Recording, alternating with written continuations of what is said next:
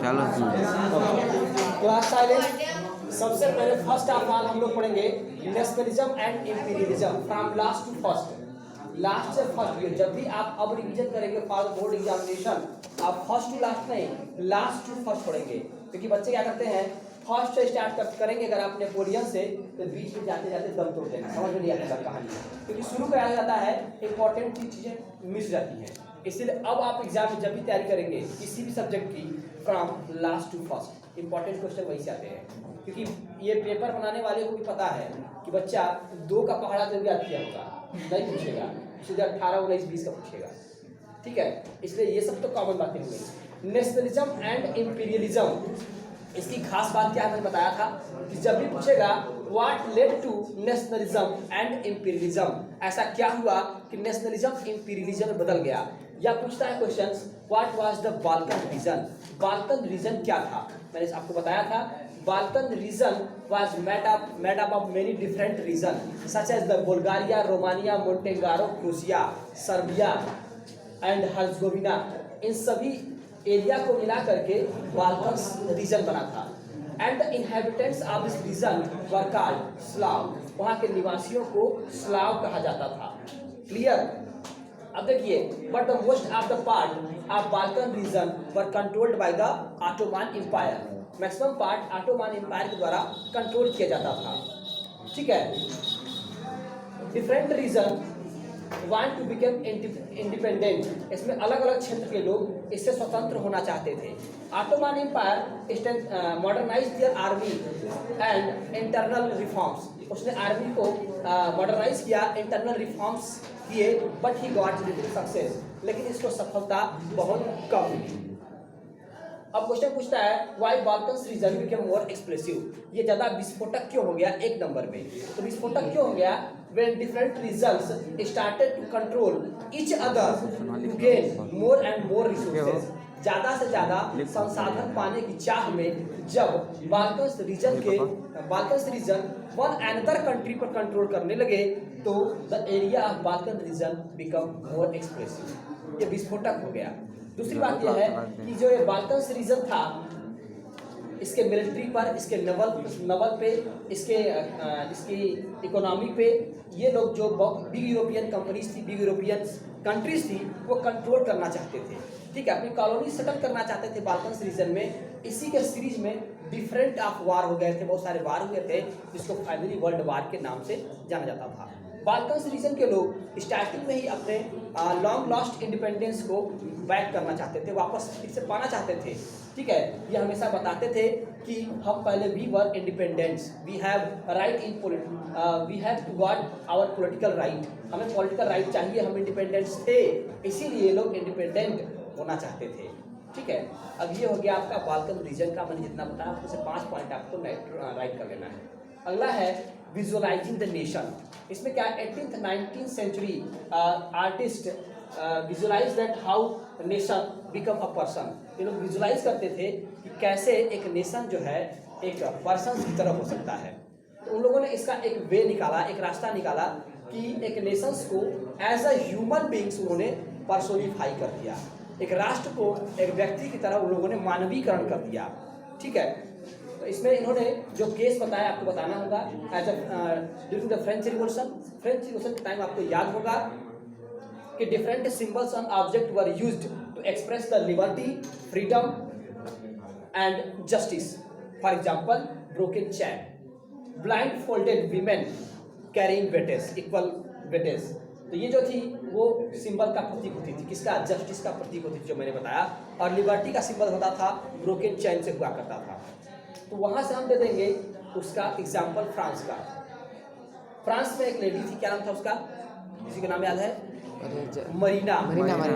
ठीक है, फ्रांस में जो मरीना की इमेज होती थी वो पूरे फ्रांस के नेशंस को रिप्रेजेंट करती थी, और उसको पब्लिक स्क्वायर पे, मतलब चौराहे पर उसको स्टैंड किया जाता था, क्योंकि सारे नेशंस के लोग, all citizens of the France can identify themself in that statue, क्योंकि वो सभी लोग उस स्टैच्यू में अपने आप को आइडेंटिफाई कर सकते थे।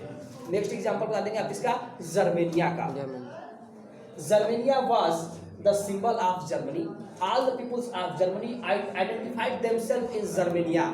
Germania wear oak leave and stand as a heroism, क्योंकि जो ओक लीव था वो बहादुरी का प्रतीक होता था और जर्मनिया जर्मनी का रिप्रेजेंट करती थी, जर्मनी को प्रस्तुत करती थी। ये हो गया विजुअलाइजिंग द नेशन। अब बात करते हैं स्ट्रेंज केस ऑफ ब्रिटेन की। Why the case of strange? Why the case of Britain was strange? इस ब्रिटेन के केस को स्ट्रेंज क्यों कहते हैं? Reason: many philosophers and artists said that the unifications of any country have taken from the Britain. मतलब ये कहा जाता है कि जो यूनिफिकेशन का सिद्धांत था ये ब्रिटेन से लिया गया है, ठीक है। मॉडर्नाइजेशन और यूनिफिकेशन ब्रिटेन से लिया गया है, इसलिए इसका केस थोड़ा सा स्ट्रेंज है, ठीक है। जैसा कि हम ब्रिटेन को जानते हैं आज, पहले ब्रिटेन वैसा नहीं था। ब्रिटेन वाज एक आइसलैंड नेशन, एक आइसलैंड कंट्री थी जिसमें वेल्स, स्कॉटिश, आयरिश और इंग्लैंड, इन सभी को मिला करके ब्रिटेन बनाया गया था, यूनाइटेड किंगडम ऑफ ब्रिटेन। वहाँ पे इतनी कंपोजिशन थी, लैंग्वेज में वेरिएशन थी, ठीक है। तो 1707 में एक्ट ऑफ यूनियन पास हुआ था, जिसके तहत इंग्लैंड और कौन, स्कॉटलैंड, इंग्लैंड एंड स्कॉटलैंड जो है कि merge to each other and form United Kingdom of Britain. उन दोनों ने मिलकर यूनाइटेड किंगडम ऑफ ब्रिटेन का निर्माण किया। जो इंग्लिश थे यानी कि इंग्लैंड के लोग थे वर मोर पावरफुल दैन स्कॉटिश के अपेक्षा ये पावरफुल थे। इनकी आइडेंटिटी को वो लोग जो है रिप्रेस करते, दबाते थे। इनके नेशनल कॉस्ट्यूम को वियर करने से फॉरबिड मना कर दिए थे, यहाँ तक कि they force to leave their homeland, उनको अपने घरों को छोड़कर जाने के लिए भी कह दिया गया इस एक्ट ऑफ यूनियन 1707 के तहत। अब बात करते हैं नेक्स्ट, आयरलैंड की कहानी।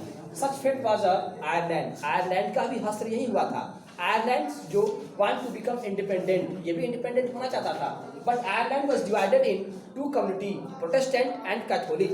दो समुदायों में बटा हुआ था आयरलैंड, प्रोटेस्टेंट और कैथोलिक के बीच में। ये जो इंग्लिश थे, English help the Catholic to repress the Protestant. ये लोग कैथोलिक लोगों की मदद करते थे प्रोटेस्टेंट लोगों को दबाने में। जब प्रोटेस्टेंट लोग रिवोल्ट करते थे, उनके रिवोल्ट को बार बार रिप्रेस कर दिया जाता था। Finally an person Wolfe Tone and Iceman started their revolt, but their revolt was repressed by the British government.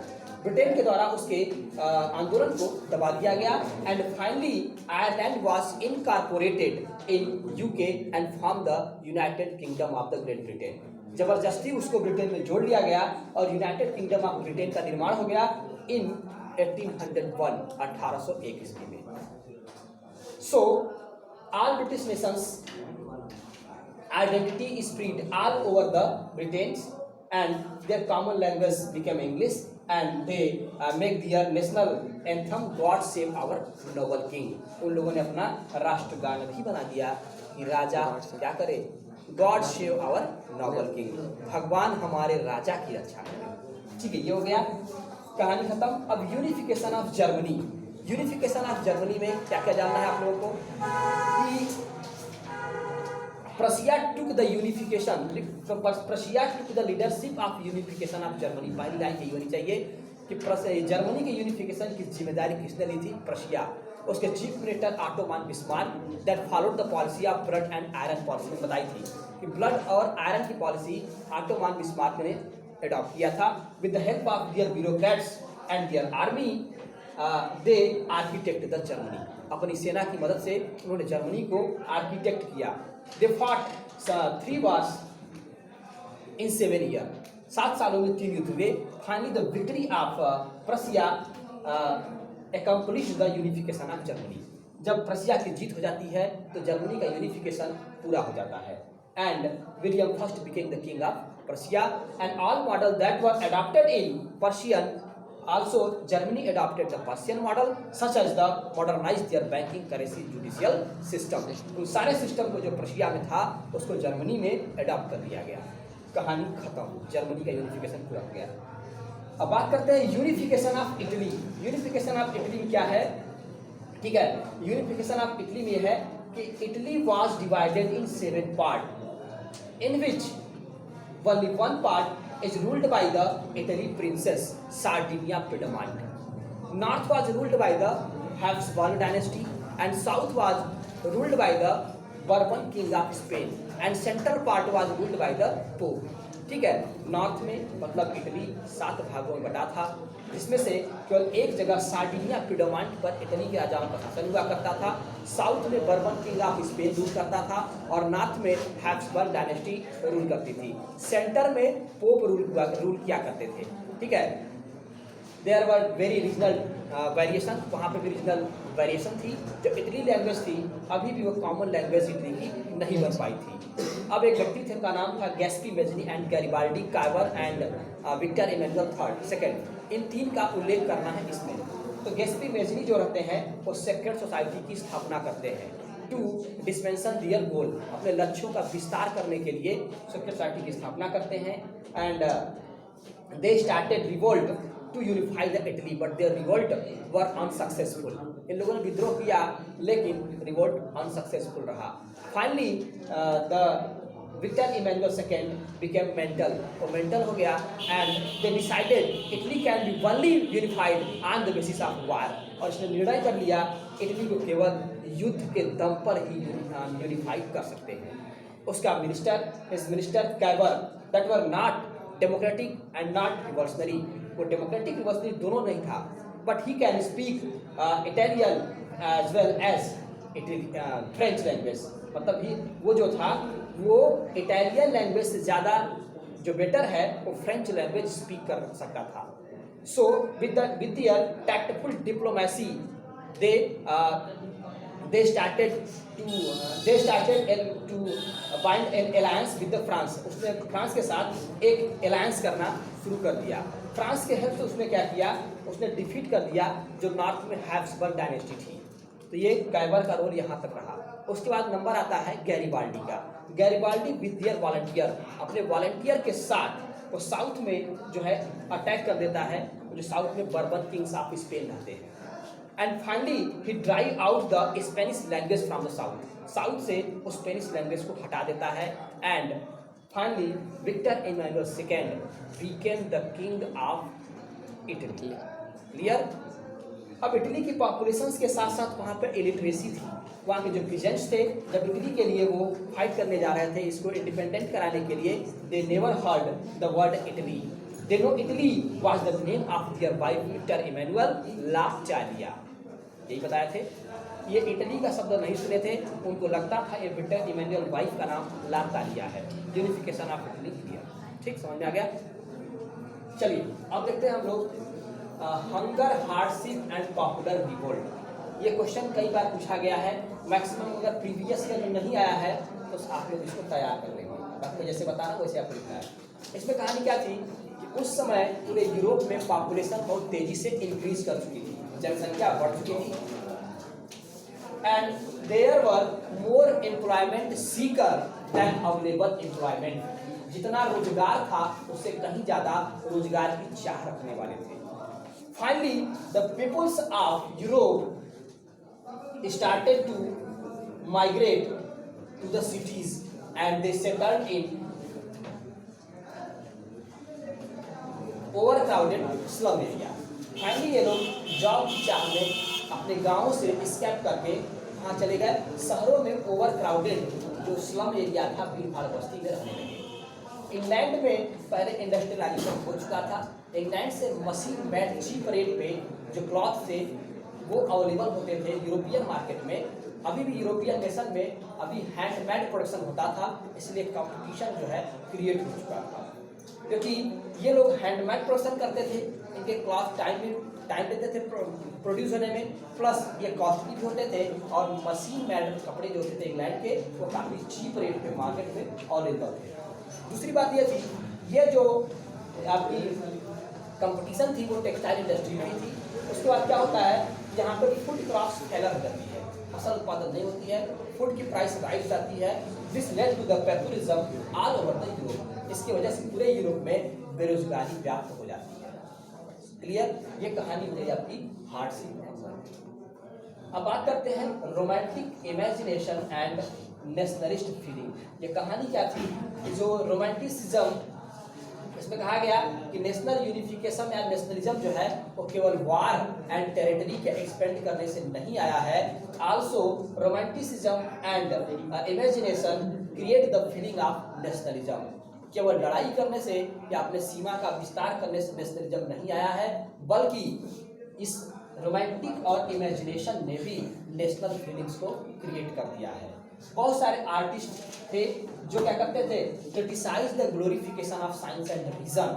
वो साइंस और रीजन के महिमा मंडन के बखान पर उसकी आलोचना करते थे, क्रिटिसाइज करते थे। They say we have to focus our mystical feelings and emotions. उनका कहना था हमें साइंस और रीजन की बजाय अपने इमोशंस, अपने फीलिंग्स पर फोकस करना चाहिए। And we have to focus our heritage culture because heritage culture are the basic of the nation. हमें अपने विरासत पर ध्यान देना चाहिए, अपने हिस्ट्री पर ध्यान देना चाहिए, क्योंकि यही जो हिस्ट्री है, विरासत है, वो किसी नेशंस की बेस होती है, आधार। क्लियर हो गया। आखिरी चैप्टर है आपका, आखिरी टॉपिक नेपोलियन 1804। इसको भी 1804 को सिविल कोड कहा जाता है। क्यों कहा जाता है कि at that times Napoleon crowned himself in 1804। ये खुद अपने आप को राजा घोषित किया था 1804 में, इसीलिए इस कोड को नेपोलियन कोड कहते थे।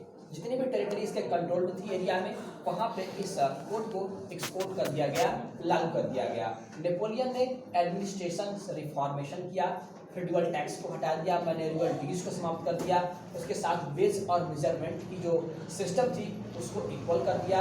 इसीलिए one place to and place से गुड्स और मूवमेंट को ट्रेवल करने में कोई प्रॉब्लम नहीं हो रही थी। इसीलिए जो आपके ट्रेडर्स थे, मर्चेंट्स थे, they enjoy got newly freedom, नई नई मिली हुई आज़ादी को एंजॉय कर रहे थे। इसकी ड्रॉबैक क्या थी? इसने क्या किया था कि इसने Napoleon were welcome as a harbinger. एक क्वेश्चन था, नेपोलियन को एक हार्बिंगर की तरह, फ्रीडम ऑफ हार्बिंगर लिखा होगा, आज़ादी का संदेश वाहक की तरफ वेलकम किया गया था, स्वागत किया गया था। लेकिन जब इसने टैक्स बढ़ा दिया, सेंसरशिप लगा दी, तो यही इसका एडवांटेज डिसएडवांटेज में चेंज किया। क्लियर? बंद।